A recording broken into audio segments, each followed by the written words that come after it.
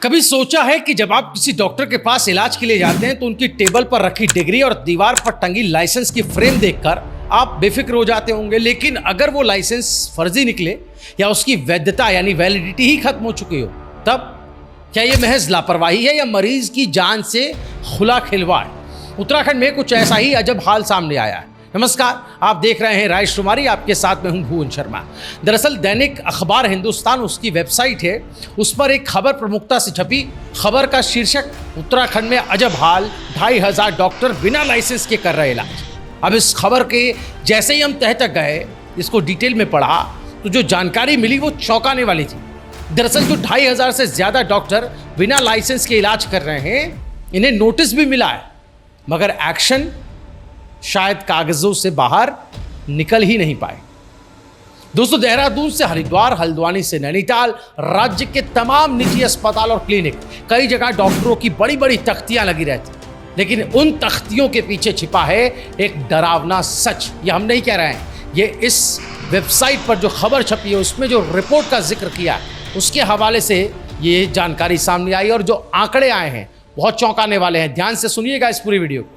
दरअसल Uttarakhand medical council ने ये आंकड़े दिए, और जो आंकड़े चौंकाने वाले हैं, करीब 2500 2500 ऐसे डॉक्टर हैं जिनका पंजीकरण लाइसेंस खत्म हो चुका है। ना कोई रिन्यूअल है, ना कोई वैधता है, फिर भी अस्पताल चल रहे हैं और बेधड़क इलाज भी हो रहा है, और मरीज भरोसे के सहारे अपनी जिंदगी इन हाथों में सौंप रहे हैं जिनके पास अब कानूनी मान्यता ही नहीं।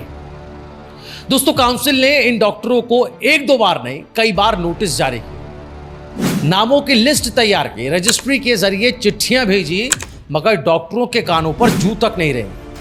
अब सवाल उठता है कि आखिर ये 2500 डॉक्टर लाइसेंस रिन्यू क्यों नहीं करवा रहे हैं? क्या ये कोई मामूली औपचारिकता है जिसे नजरअंदाज किया जा सकता है? बड़ा गंभीर सवाल है, या फिर इसके पीछे कोई और ही वजह छिपी हुई है? दोस्तों, ये जो खबर छपी है और जो रिपोर्ट सामने आई है, ये बहुत हैरान करती है, क्योंकि उत्तराखंड मेडिकल काउंसिल जिसने ये आंकड़े जारी किए हैं, उसके पास कोई लीगल कार्रवाई करने का राइट नहीं है, कोई अधिकार नहीं। वो सिर्फ नोटिस भेज सकती है, जो उसने किया। अब छापेमारी, अस्पताल को सील करना या प्रैक्टिस बंद करने जैसी जो कार्रवाइयाँ हैं, और ये जो राइट है, ये जो अधिकार है, ये सीएमओ के पास, यानी मुख्य चिकित्सा अधिकारी के पास। लेकिन यहाँ भी लापरवाही का आलम यह है कि अब तक कोई सख्त अभियान तक नहीं चलाया गया। क्लिनिकल एस्टैब्लिशमेंट एक्ट क्या कहता है, ये भी जानना जरूरी है। क्लिनिकल एस्टैब्लिशमेंट एक्ट साफ कहता है कि अगर किसी डॉक्टर का लाइसेंस वैध नहीं तो उसके नाम पर चल रहा क्लिनिक या अस्पताल भी अवैध है। इस एक्ट का खुला उल्लंघन हो रहा है दोस्तों, लेकिन जिम्मेदार अफसरों ने मानो आंखें ही मूंद रखी। उत्तराखंड मेडिकल काउंसिल के रजिस्ट्रार डॉक्टर सुधीर पांडे हैं, जो खुद इस बात की पुष्टि कर चुके हैं। उनके ही हवाले से इस अखबार की जो वेबसाइट है, उस खबर में इसका जिक्र है। उन्होंने खुद बताया है, खुद ही पुष्टि की है कि 2500 डॉक्टरों का पंजीकरण रिन्यू नहीं हुआ है। राज्य के बड़े शहरों में ये तस्वीरें आम हैं, लंबी कतारें, भीड़, उम्मीद लेकर आए मरीज, मगर उन्हें नहीं पता कि जिस डॉक्टर के पास वो आए हैं वो बिना वैध लाइसेंस के ही इलाज कर रहा है। मामला सिर्फ लाइसेंस की तारीखों का भी नहीं है, मामला भरोसे का है, जिम्मेदारी का है, और सबसे बढ़कर आपकी और हमारी जिंदगी का है।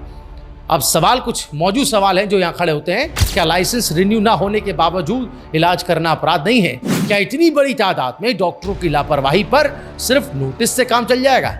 अगर कोई गंभीर लापरवाही या मरीज की जान को नुकसान होता है तो जिम्मेदारी कौन लेगा? और आखिर सीएमओ ऑफिस अब तक इस बारे में मौन क्यों?